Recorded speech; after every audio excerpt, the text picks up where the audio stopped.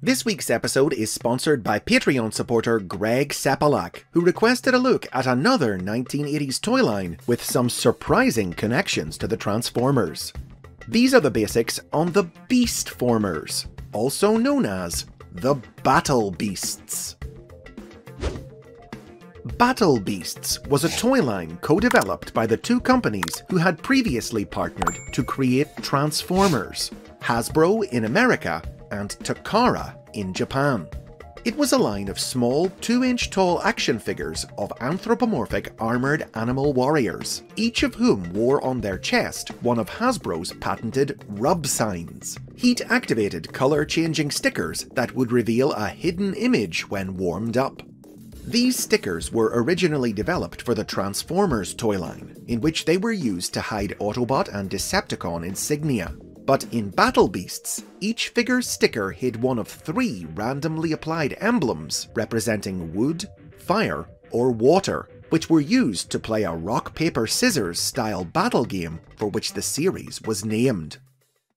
Battle Beast wood! Fire! Fire burns wood! Battle Beast fire! Water! Water puts out fire! Battle Beast water! Wood beats water! Battle Beast.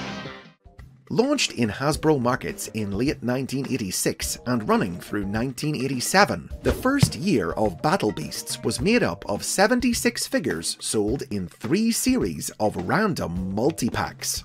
The second series introduced a rare 4th emblem, the unbeatable Sunburst, which defeated all the other emblems in the battle game.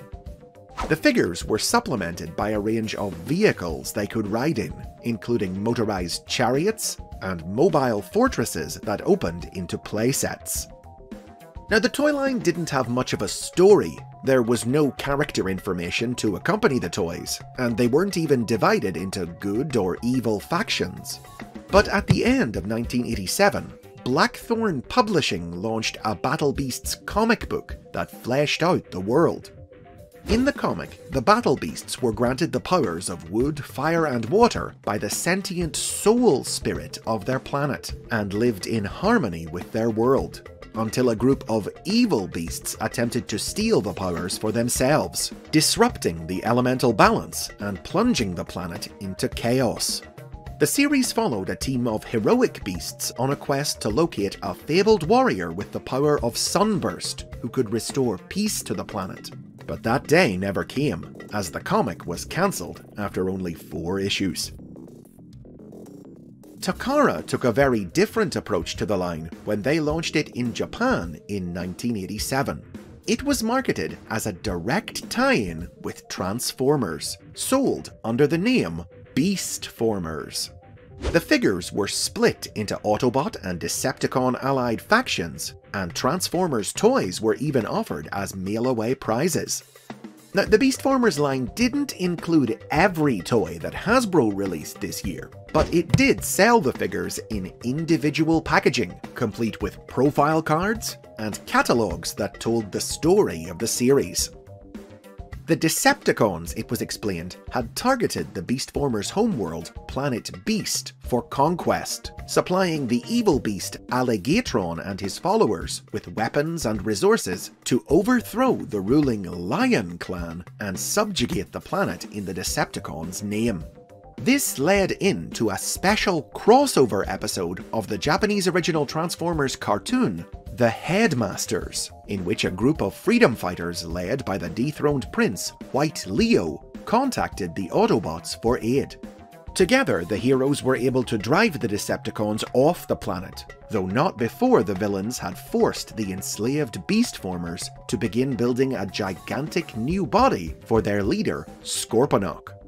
The Autobots left the Monsterbots stationed on Beast, where the fighting among the Beastformers would continue, chronicled in other media including a Transformers crossover manga special and a series of further catalogue stories, which culminated in White Leo destroying Alligatron with the power of Sunburst, only for a new villain to arise to take his place, the resurrected ancient evil Beastformer, Cobrander.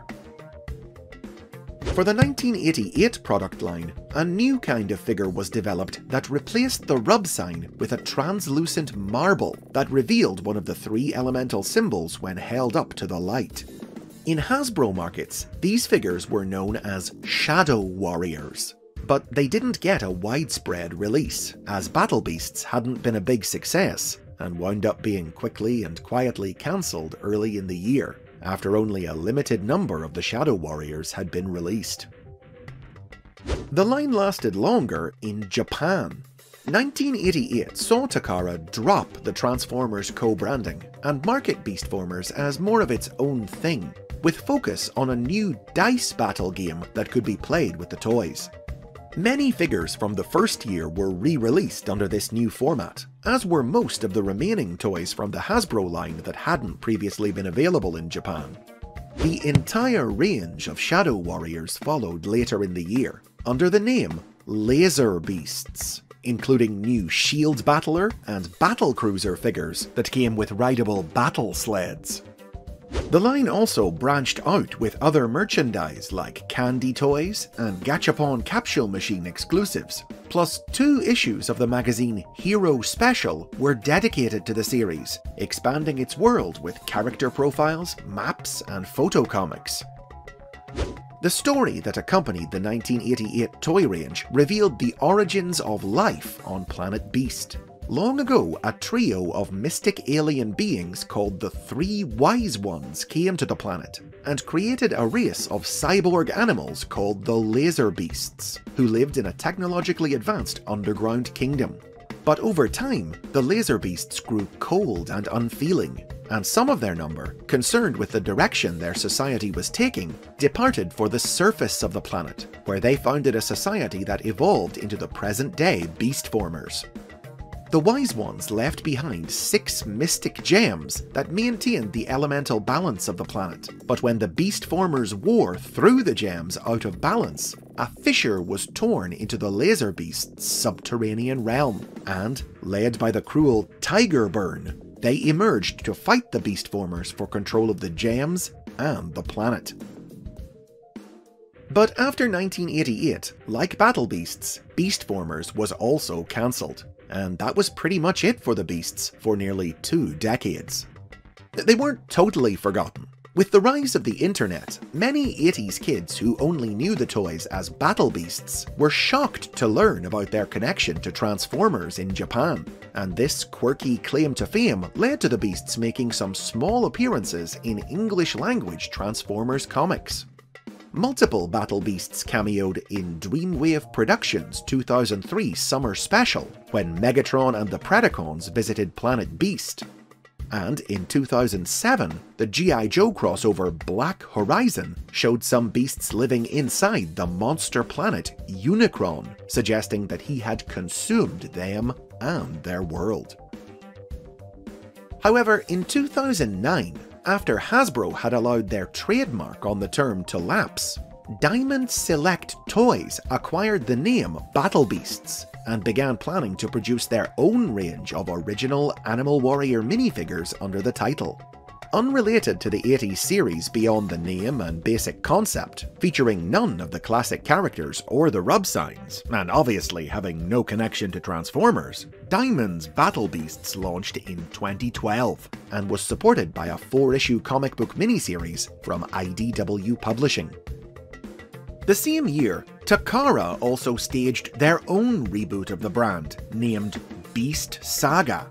Also unconnected to Transformers, this series reinvented the line as a dice battling game, with the figures shooting dice out of their chests, and it was supported by a manga, an animated TV series, and a video game for the Nintendo 3DS. Sadly, neither revival was very successful, and by 2014, both had been cancelled.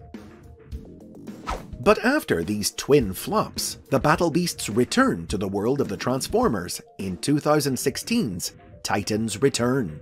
New toys of the Monsterbots were released in this line, whose heads could disconnect and transform into small Titan Master robots, based on Beastformers characters. Twinferno's partner Dabaru was based on White Leo. Grotesque's partner Fengal on Platinum Tiger, and Repugnus's partner Dastard on Hedgehog. But it didn't stop there. When these toys were released in Japan as part of the Transformers Legends line, the Titan Masters were characterized differently. Here, they weren't just robots who looked like Beastformers, they were the actual Beastformers themselves.